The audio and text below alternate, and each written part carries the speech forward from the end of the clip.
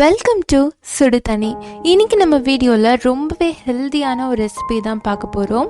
Beans usili எப்படி பண்ணுறதுன்னு பார்க்கலாம். பீன்ஸ் வெறுமனா கொடுத்து சாப்பிடாதவங்க கூட இந்த மாதிரி உசிலி பண்ணி கொடுத்தீங்கன்னா ரொம்பவே இஷ்டப்பட்டு சாப்பிடுவாங்க. ரொம்ப டேஸ்டான இந்த உசிலியை எப்படி பண்ணுறதுன்னு பார்க்கலாம். இதோட இன்க்ரீடியன்ஸை நான் டிஸ்கிரிப்ஷன் பாக்ஸில் கொடுக்குறேன். இப்போ வாங்க சேர்ந்து சமைக்கலாம். இதுக்கு முதல்ல நம்ம பீன்ஸை வேக வச்சிடலாம்.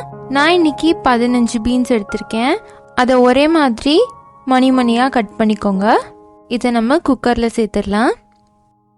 சேர்த்துட்டு இதில் 1/4 டீஸ்பூன் மஞ்சள் தூள், 2 உப்பு சேர்த்துக்கலாம்.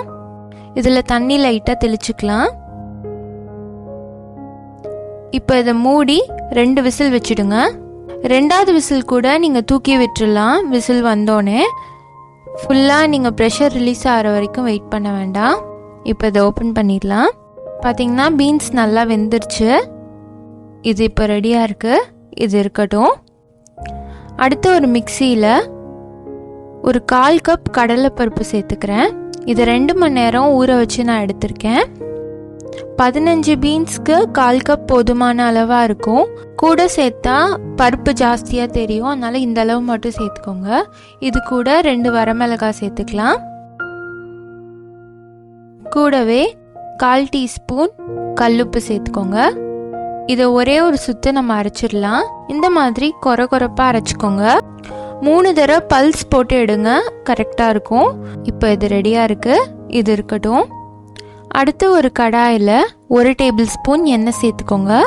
எண்ணெய் சூடானதுக்கப்புறமா இதில் 1 டீஸ்பூன் கடுகு, 1 டீஸ்பூன் உளுத்தப்பருப்பு சேர்த்துக்கலாம். இது ரெண்டும் நல்லா பொரிஞ்சதுக்கு அப்புறமா இதில் 1 கொத்து கருவேப்பிலை சேர்த்துக்கோங்க. இதோட ஒரு பெரிய வெங்காயத்தை சேர்த்துக்கலாம். ரொம்ப பொடியாக நறுக்கணும்னு இல்லை. இதை நல்லா வதக்கிடுங்க. வெங்காயம் நல்லா டிரான்ஸ்பரண்ட்டாக ஆகிற அளவுக்கு இதை நல்லா வதக்கிடுங்க. இப்போ இது நல்லா வதங்கிருச்சு.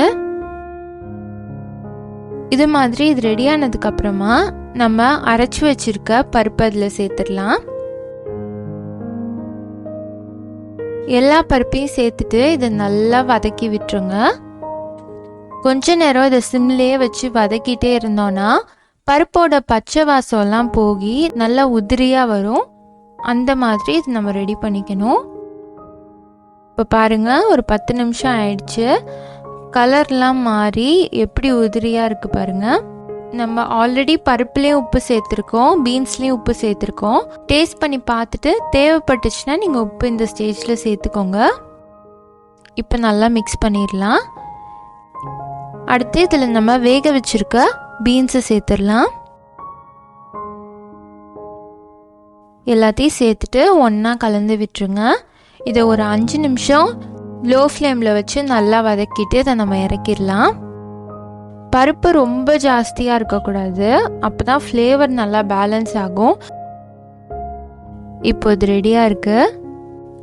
நம்மளோட பீன்ஸ் உசிலி சூப்பராக ரெடி ஆயிடுச்சு. இது சாம்பார் சாதமாகட்டும் இல்லை புளிக்குழம்பு ஆகட்டும், ரெண்டுத்துக்குமே சூப்பராக இருக்கும். வெறுமன பீன்ஸ் கொடுத்தா நிறைய பேருக்கு பிடிக்காது, குழந்தைங்கள்லாம் சாப்பிட மாட்டாங்க.